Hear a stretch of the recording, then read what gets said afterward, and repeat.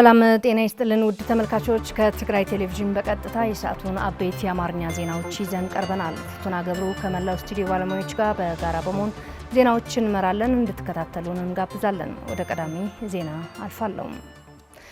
የመለስ ዜናዊ 14ኛ የሙት ዓመትን ምክንያት በማድረግ የመለስ አስተምህሮዎችና ለሰው ህይወት መሻሻልና ደህንነት ሲባል በእድሜ ዘመኑ ሲያከናውናቸው የነበሩ አዎንታዊ ተግባራት በተያዘው መርሃ ግብር እንደሚከናወኑ የመለስ ዜናዊ አመራር አካዳሚ ፕሬዝዳንት ፕሮፌሰር ክንፈ አብርሃ ተናገሩ።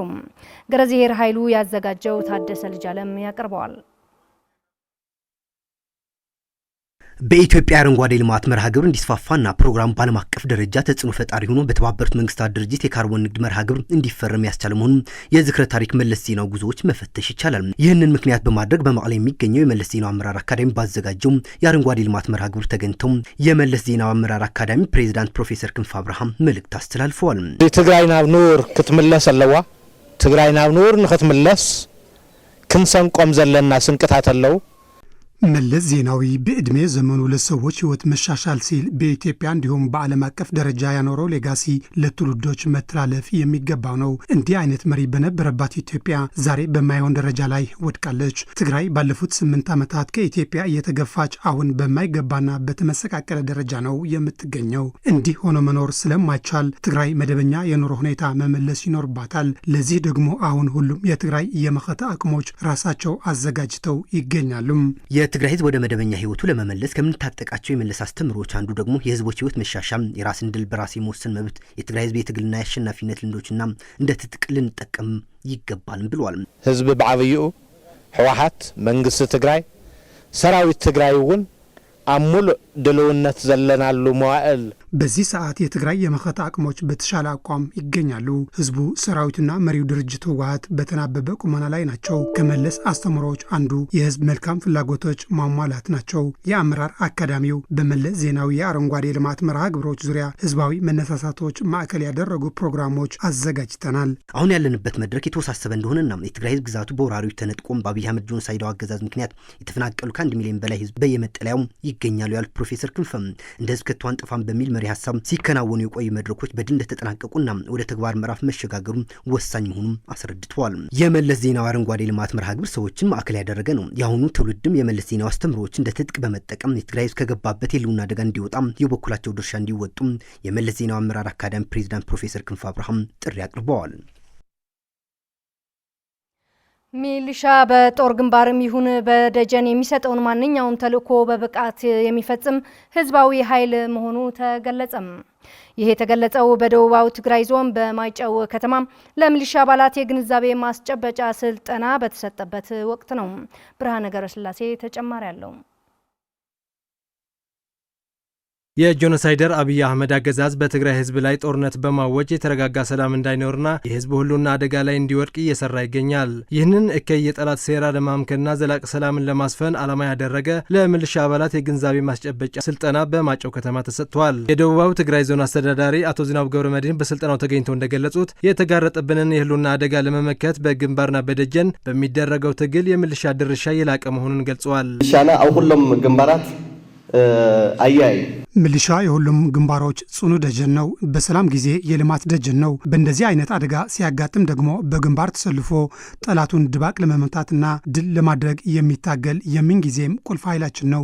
ስለዚህ እኛ የትግራይ ህዝብ ለሰላምና ነጻነት ስንል እየታገልን የመጣን ህዝቦች ነን። አሁንም በኃይል ሊያንበረክከንን የመጣን ኃይል ለማስወገድ ከቶ አንጠፋም የሚል መሪ ቃል አንግበን እየታገልን ያለ ነው። ስለዚህ እዚህ ያለ ሚሊሻ በቀላሉ የሚታይ ኃይል አይደለም።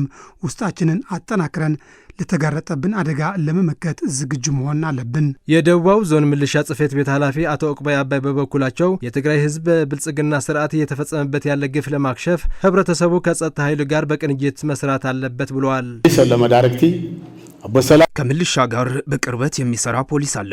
በጋራ ሆነን ወጣቶችና ሴቶች አደራጅተን ህዝባችን በሰላም ወጥቶ እንዲገባና በሰላም ተንቀሳቅሶ እንዲሰራ ጸጥታው በተሟላ ሁኔታ ልንጠብቅለት ይገባል።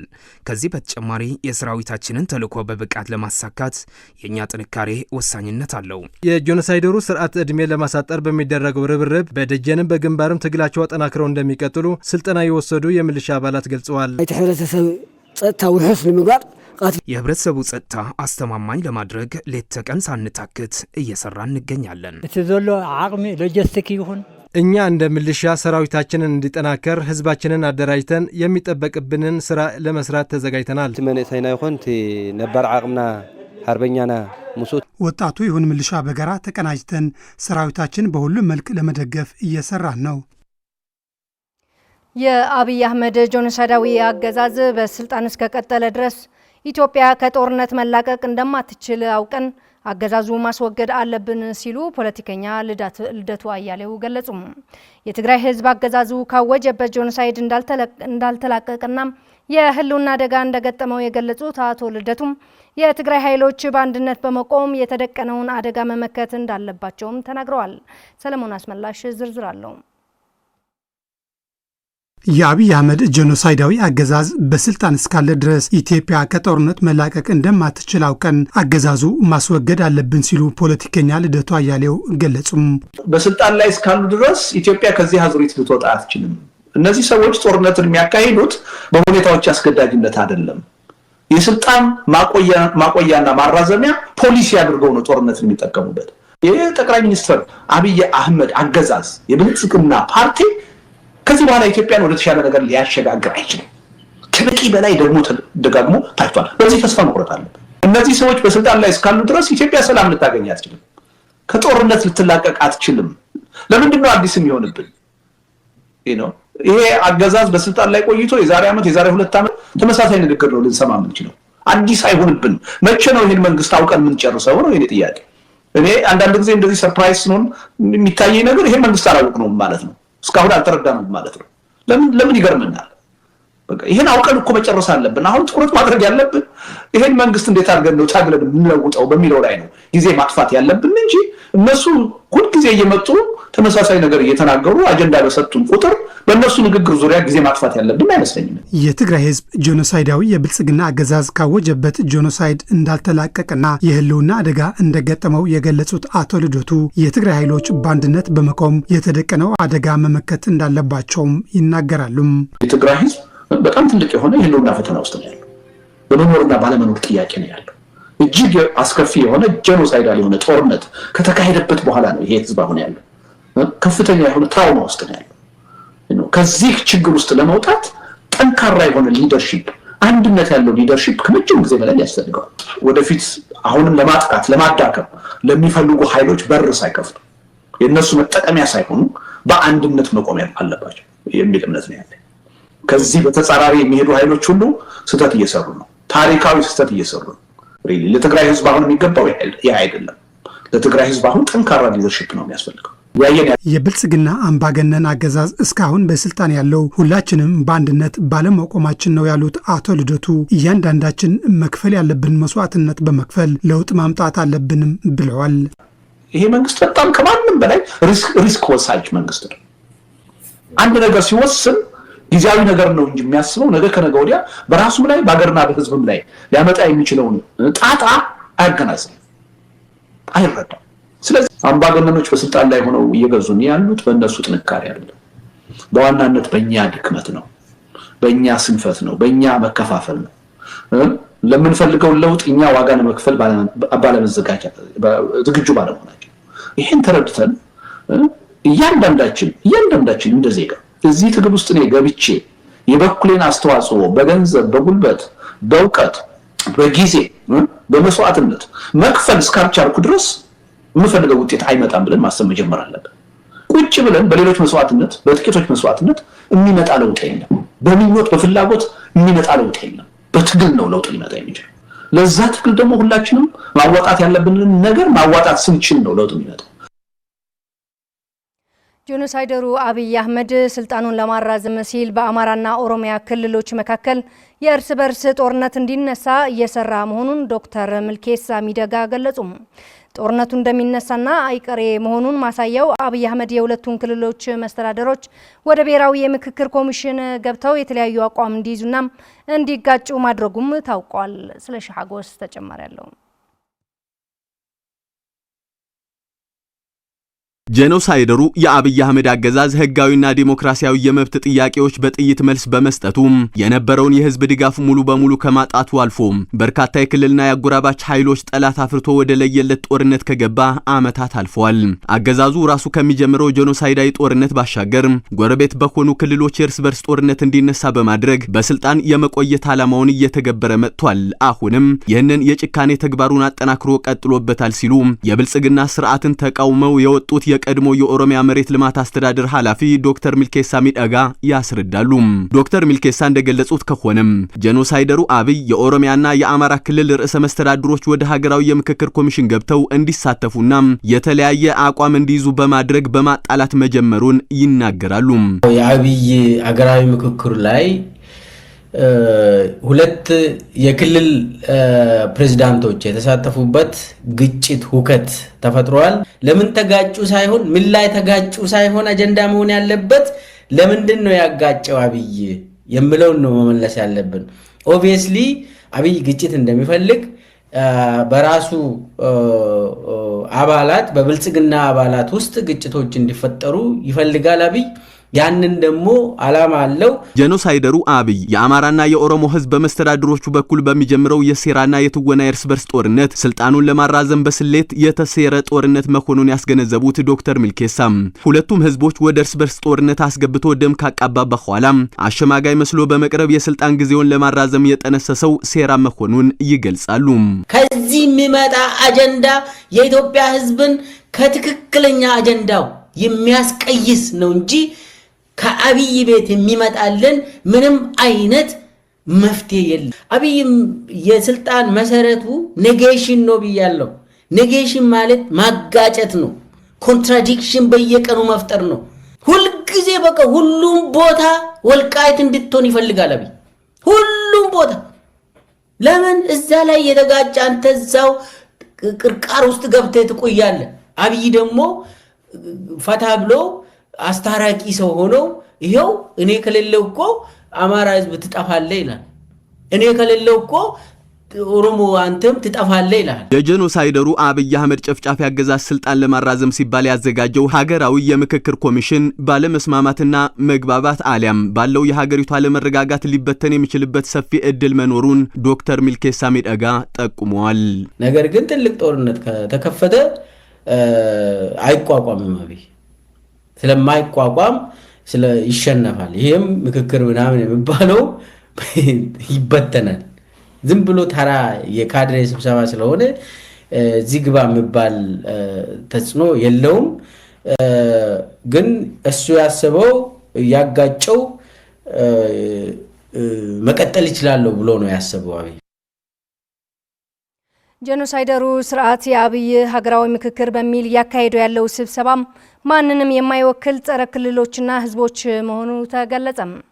ተሳታፊዎችም ህዝብ ያልመረጣቸውና በህዝብ ያልተመረጠው የአብይ መንግስት ለማገላገል የተሰባሰቡ ግለሰቦች ናቸውም ተብሏል። ብርሃነ ገብረስላሴ